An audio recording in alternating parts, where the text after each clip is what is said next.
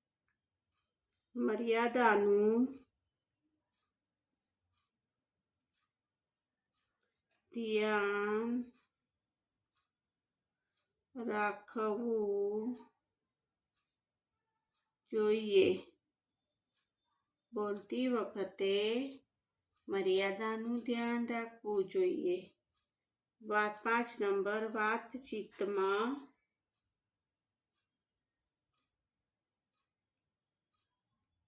સંભવિત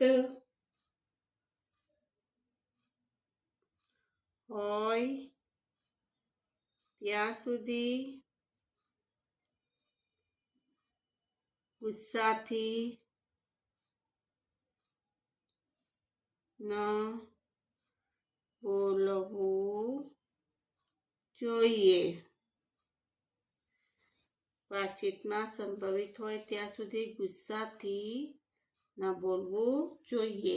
ये 5 बाबत है जिसमें हम लोग क्या करेंगे, बातचीत पर करते समय इसका ध्यान रखेंगे. समझ गए? Okay, understood.